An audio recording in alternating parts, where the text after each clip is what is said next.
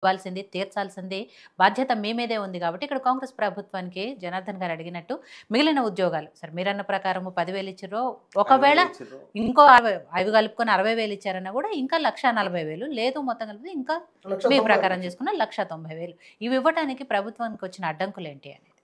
First good evening YOYO TV వ్యూవర్స్కి సోదరులందరికీ. వాస్తవాలు మాట్లాడదాం. యువత ఈ దేశాన్ని నడిపియాలి, రాబోయే తరానికి అద్భుతమైన ఎగ్జాంపులరీగా నిలబడాలి. యువతని మనం క్లాసిఫై చేద్దాం. యువత రేపు స్టూడెంట్స్గా మారుతుంది, డిఫరెంట్ డిగ్రీస్ అచీవ్ చేసుకుంటుంది, వాళ్ళ కళల కోసం శతవిధాలుగా ప్రయత్నిస్తూ ఉంటుంది. ఊర్ల నుంచి వస్తారు, అమ్మ నాన్న పొలాల్లో కష్టపడి సంపాదించిన సంబు కాస్తో కూస్తో ఇక్కడ హాస్టల్లో పెట్టి ఉండే అంత ఆర్థిక స్థాయి కూడా ఉండదు వాళ్ళకి. ఆ రూమ్లలో 2,000 రూమ్ షేరింగ్ చేసుకొని ఓ మెస్లోనో ఓ హాస్టల్లోనో మళ్ళీ 1,500కు మాట్లాడుకొని పూటకి ఈ సాలని అలా తిండి తింటూ, అంటే బ్యాలెన్స్ డైట్ ఉండదు, అది ఏది పెడితే అది తినేసి ఫుడ్ పాయిజన్ కావచ్చు, ఇంటి నుంచి ఎంతో దూరంలో ఉంటారు, రైట్, ఎన్నో కలలు కనుక్కొని వస్తారు, ఆశలు ఉంటాయి, అసలు తినకుండా మంచినీళ్ళు తాగి పడుకునే వాళ్ళు కూడా ఉన్నారు, అలా ఉంటారు.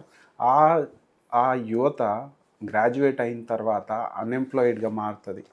రీజన్స్ ఫ్యాక్ట్ కరెక్ట్ మరి అందుకే కదా 4,000 ఇస్తున్న దీళ్ళు. 4,000 నిరుద్యోగ భృతి. నువ్వు చదువుకునేటప్పుడు బ్యాలెన్స్ డైట్ తిను, నువ్వు ఇరుకు రూములలో పడుకోకు, మంచిగా ఉండు అనే కదా 4,000 ఇస్తున్నది. మరి ప్రియాంక గాంధీ గారు చెప్పారు కదా, మరి 4,000 ముచ్చటేంది, 4,000 ఏంది? అయితే ఇక్కడ ఇంకో విషయం క్లారిటీ. యువతతో ఎమోషన్స్ ఉంది, కాన్ఫిడెన్స్ కాంగ్రెస్ గవర్నమెంట్ మీద పెట్టింది కాబట్టి, కాంగ్రెస్ పార్టీ మీద పెట్టింది కాబట్టి ఈరోజు గవర్నమెంట్లో వచ్చింది కాంగ్రెస్ గవర్నమెంట్. వాళ్ళు కష్టపడిన తీరు, బస్సు యాత్ర చేయడం అప్రిషియేట్ చేద్దాం, వాస్తవానికి స్వాగతిస్తాం. ఇప్పుడు వాళ్ళు మాట్లాడుతుంది, వాళ్ళు డిమాండ్ చేస్తుంది వాళ్ళ జ్యుడిషియల్ రైట్, అంటే వాళ్ళ న్యాచురల్ రైట్, అది గవర్నమెంట్ అది అందించాల్సిన అవసరం కూడా ఉంది. కానీ జనార్దన్ అన్నకి నేను ఒకటి చెప్పబోతున్నాను.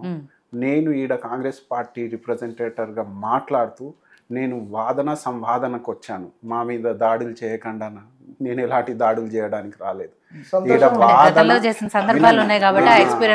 అయితే నేను జనేది ఏంటంటే వాదనలు సంవాద్ అవ్వాలి, అది డెమోక్రసీకి మూలం. ఆ కోణంలోనే మాట్లాడతా నేను. ఇంకోటి, మాట్లాడేటప్పుడు ఎంతవరకు కరెక్ట్ ఉంది, వాస్తవాలు అథెంటిసిటీ చూపించాలి. ఇప్పుడు ఇందాక జనార్దన్ చూపిస్తున్నాడుగా ఇలా పోస్టర్లు పెట్టి, అలా అథెంటిసిటీ. ఇప్పుడు మీరు November 22 the Hindu news paper last ఇయర్ది తీయండి. అందులో ఏమంటుంది అంటే, నేను మన వ్యూవర్స్కి చూపిస్తాను. Here we go. 53,310 post filled in last 10 months. The Hindu news paper, the Hindu bureau. ఇంకోటి లెట్ మీ కమ్ బ్యాక్. ఇప్పుడు అందులో కింద మీకు మెన్షన్ చేసి ఉంది ఏమని, డిఫరెంట్ సెగ్మెంట్లో మెడికల్ అండ్ హెల్త్లో 6,956, టీఎస్పీఎస్సీలో 3,393. ఆ డేటా ఎందుకన్నా ఇగో నాకానే ఉన్నాయి, ఇగో ఈ ప్లకార్డ్సే ఉన్నాయి, ఇంకెందుకు అలా తీసేది ఇయే పెట్టరాదు, వాళ్ళకి కనిపిస్తుంది. ఇగో మెడికల్ డిపార్ట్మెంట్ ఇవన్నీ చెప్పిన ఇవన్నీ ఇన్నే ఉన్నాయి, ఎందుకు పాపం ఆ సెల్లులో అన్ని కన్ను పోయేటట్టు ఎందుకు? ఇప్పుడు నేను చెప్పాలా వద్దా? చెప్పండి.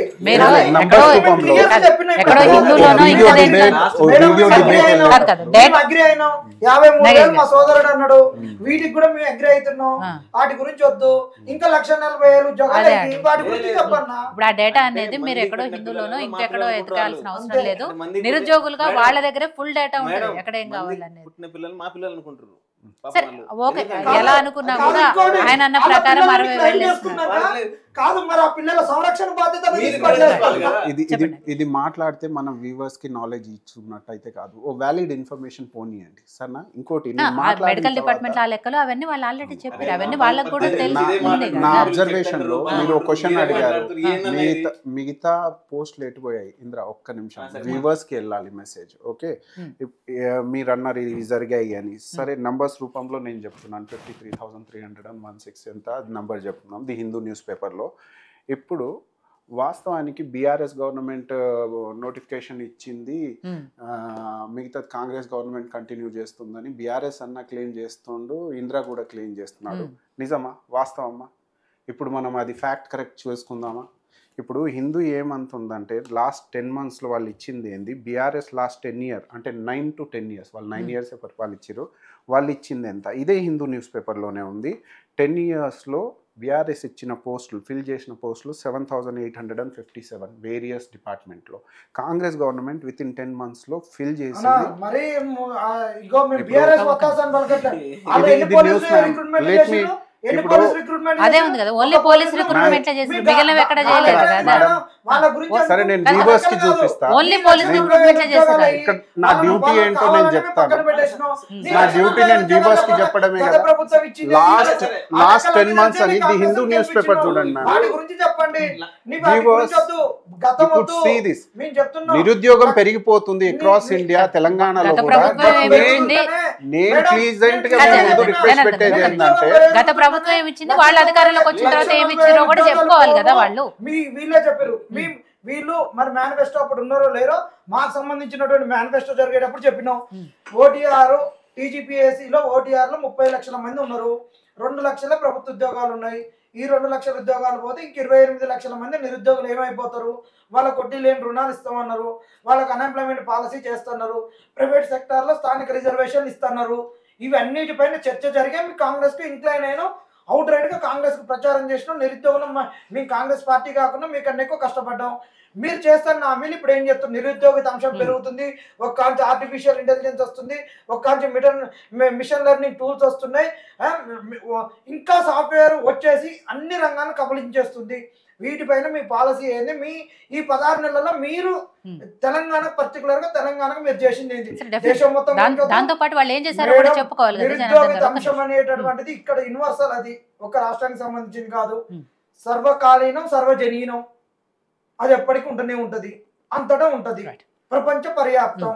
దీని గురించి మీరు తెలంగాణలో ఏం చేసిరనే ఏం చేస్తున్నారని చెప్పి గతం 4 ఇచ్చి 2 ఇచ్చారు. స్ట్రైట్ అవే రండి, మీకు ఇవన్నీ చర్చలు జరిపే వచ్చినాం. సరే నాగేష్ నాయక్ గారు, గతంలో ఏం జరిగింది ఏంటి అనేది మాకు అనవసరం. మీ మీద ఏదైతే నమ్మకం పెట్టుకొని మిమ్మల్ని గెలిపించుకున్నామో, మీరు వచ్చిన తర్వాత మీరు మాకేం చేస్తున్నారు అనేది మాత్రమే మాకు ఇప్పుడు కావాలి.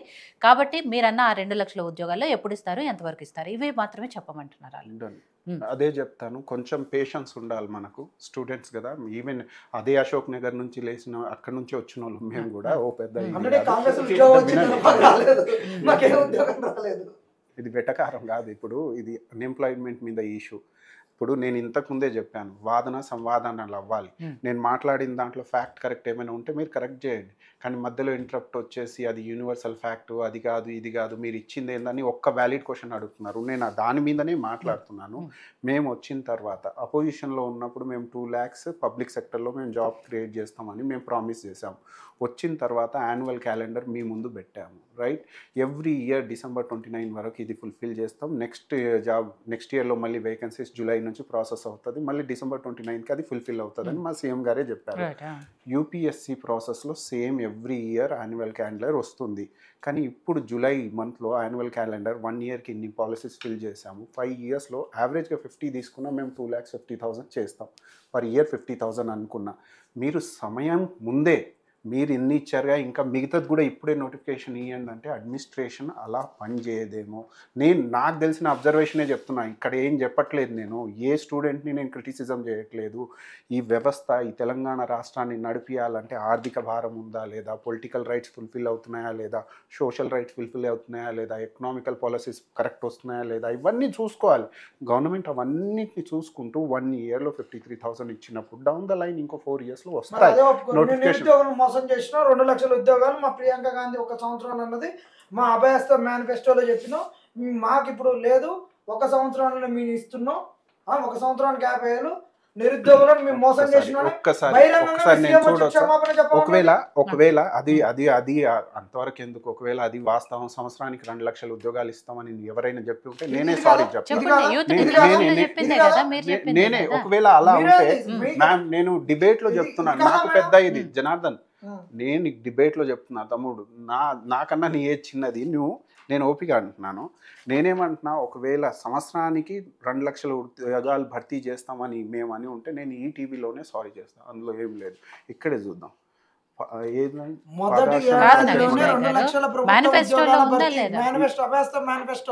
అభయస్థం తెలంగాణ రాష్ట్ర కాంగ్రెస్ కమిటీ 2023 పేజ్ నెంబర్ 9. ఇప్పుడు వాళ్ళు చెప్తుంది కూడా అదే, మేము మొదటి అడిగింది కాదు, ఏడాదిలోనే మేనిఫెస్టోలో 2 లక్షల వాళ్ళు ఉద్యోగాల చెప్పిన భర్తీ. విషయమే, యూత్ మొదటి డిక్లరేషన్ లో ఏడాదిలో ప్రియాంక గాంధీ గారు చెప్పిన SC, విషయం. మైనారిటీల బ్లాక్ పోస్టులు పూర్తి ప్రతి ఏడాది జూన్ 22 నాటికన్నా అన్ని శాఖల్లో ఖాళీలు ఇది క్యాలెండర్తో పాటు వస్తుంది. ఇంకోటి ఏడాదికి 2 లక్షల జాబ్ క్రియేట్ చేస్తాము, 2 లక్షలు ఫుల్ఫిల్ చేస్తాం పబ్లిక్ సెక్టార్లో అంటే అంత ఎంప్లాయ్మెంట్ ఉండదేమో ఆడ. పబ్లిక్ సెక్టార్లో అంత ఎంప్లాయ్మెంట్ ఉండదు. లేదు ఇది ఏడాదికి వస్తుంది అంటే డెఫినెట్గా ఆ కోణంలో ఒకవేళ సారీ చెప్పాలంటే నేను చెప్తాను. కానీ 5 years ఇప్పుడు ఇక్కడైతే 1 year ఏడాది అని చూపిస్తుంది.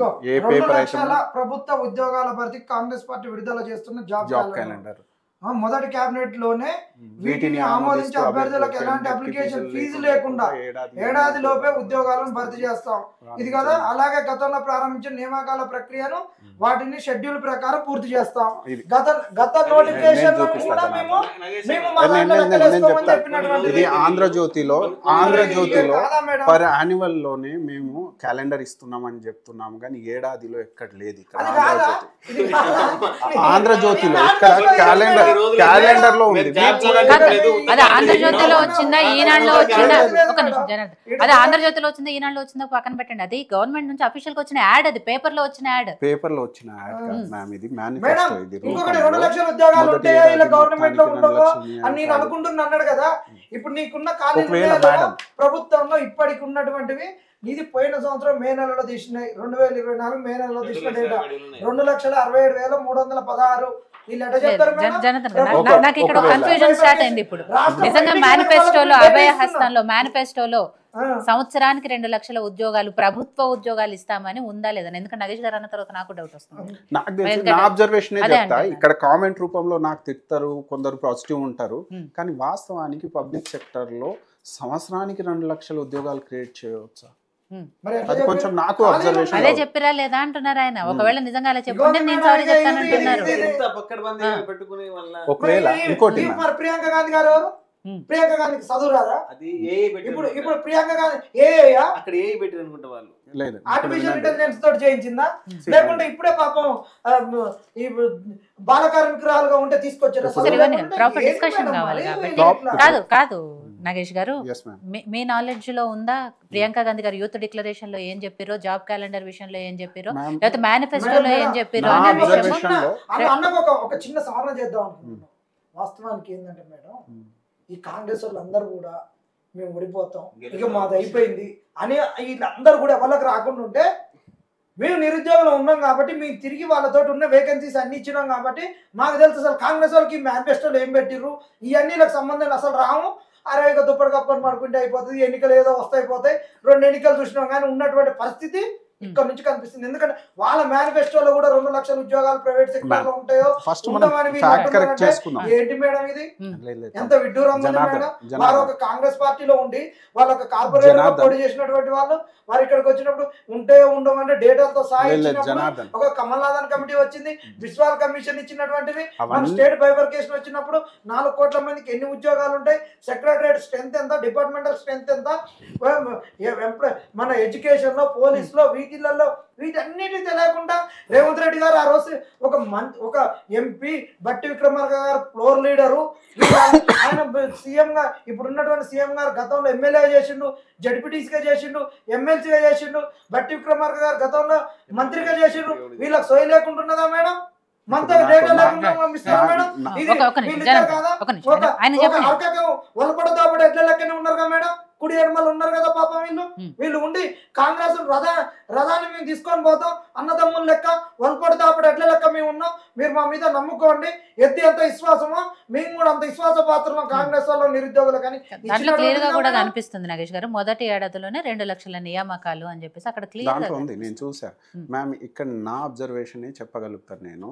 వాస్తవానికి పబ్లిక్ సెక్టర్ లో 2 లక్షల ఉద్యోగాలు పర్ ఇయర్ చేయవచ్చా అంటే, పబ్లిక్ సెక్టర్ ఉద్యోగాలు ఈ దేశంలో ఉండాలి. కాంగ్రెస్ పార్టీ గాంధీ భవన్ కి లైన్ కలపండి, లేకుంటే సెక్రటరియట్ లైన్ కలపండి, వాళ్ళ అధికారులకు లైన్ కలపండి అడుగుతారు అన్న. నాగేష్ గారు ఇక్కడ ఇంకొకటి డౌట్. సరే బీజేపీలో ఎవరు లేరు కాబట్టి వాళ్ళ తరపున బీజేపీలో మోడీ గారు సంవత్సరానికి 2 కోట్ల ఉద్యోగాలు ఇస్తారని చెప్పినప్పుడు మీరందరూ కూడా ఇప్పటికే అదే అడుగుతున్నారు కదా, మరి సాధ్యమా అది? Madam Hmm. పబ్లిక్ సెక్టర్లో అన్నట్లేదు నాయన 2 కోట్ల ఉద్యోగాలు మొత్తం పబ్లిక్ కాంప్లెక్స్ సెక్టార్లోనే ప్రభుత్వ నియామకాలు అని చెప్పేసి క్లియర్ గా చెప్తున్నారు కదా, ప్రభుత్వ ఒకవేళ ఉద్యోగాలు అని అట్లా చెప్తున్నారు అట్లా కదా. ఉన్న సెంట్రల్ గవర్నమెంట్ కి Hmm. అది వస్త్రం లార్జర్, ఆయన దగ్గర ఎన్నో పబ్లిక్ సెక్టర్ యూనిట్స్ ఉంటాయి, ఎన్నో డిపార్ట్మెంట్ ఏజెన్సీస్ ఉంటాయి, అందులో మేడం, క్రియేట్ రైట్, ఒక చేయవచ్చు. నిమిషం Ma'am, కొన్ని ఇక్కడ- క్లారిటీలు తీసుకుందాము. కాంగ్రెస్ పార్టీ అధికార ప్రతినిధి చనగన్ దయాకర్ గారు లైన్ లో ఉన్నారు, తనతోనే మాట్లాడతాం. దయాకర్ గారు నమస్తే అండి. నమస్తే అండి. సో దయాకర్ గారు, మొన్న కూడా మనం మాట్లాడుకున్నాము నిరుద్యోగులకు సంబంధించి. ఆ రోజు వాళ్ళు ఏదైతే నిరుద్యోగ మహాగర్జన చేశారో, ఆ తర్వాత ప్రభుత్వం నుంచి ఏదైనా రియాక్షన్ వస్తుంది, వాళ్ళని పిలిచి మాట్లాడతారు, నోటిఫికేషన్లు ఎప్పుడు ఇస్తామో అని ఒక చిన్న క్లారిటీ ఏమైనా ఇస్తారేమోనని వాళ్ళు ఎక్స్పెక్ట్ చేశారు పాపం. అది ప్రభుత్వం నుంచి ఎలాంటి ఆన్సర్ రాకపోయేటప్పటికి ఇప్పుడు మళ్ళీ వాళ్ళు ఏం చేయాలని ఒక డైలమాలో ఉన్నారు, వాళ్ళ భవిష్యత్ ప్రణాళిక రూపొందించుకుంటున్నారు. ఇక్కడ నిజంగా మేనిఫెస్టోలో ఏదైతే ఇచ్చిందో 2 సంవత్సరంలో 2 లక్షల ప్రభుత్వ ఉద్యోగాలు కల్పిస్తాము అని కాంగ్రెస్ పార్టీ చెప్పిందా లేదా అధికారంలోకి రావడానికి ముందు? ఇప్పుడు డిబేట్ లో ఉన్నటువంటి నిరుద్యోగ మిత్రులందరికీ కూడా నమస్కారం. నమస్కారం అన్న చంద్రకాంత్ రాష్ట్ర దయాకర్ అన్న. రాష్ట్ర ప్రభుత్వం కాంగ్రెస్ ప్రభుత్వం వచ్చిన తర్వాత ఒక ఏడాదిలోనే ఉద్యోగాల కల్పనకి పెద్దపీట వేసినాం మనం. మొదటగా ఫస్ట్ గతంలో ఆ ఉద్యోగాల ఈ ఉద్యోగాల బీఆర్ఎస్ పాత ఉద్యోగాల కాదు, మనం ఈ ప్రభుత్వానికి ఎంత చిత్తశుద్ధి ఉంది అనేది, ఎంత ప్రాముఖ్యత నిరుద్యోగులకు ఇచ్చింది అనేది ఇంపార్టెంట్. అంటే గత పాలకులు అసలు నిరుద్యోగం అనే ఎజెండాను వదిలేసి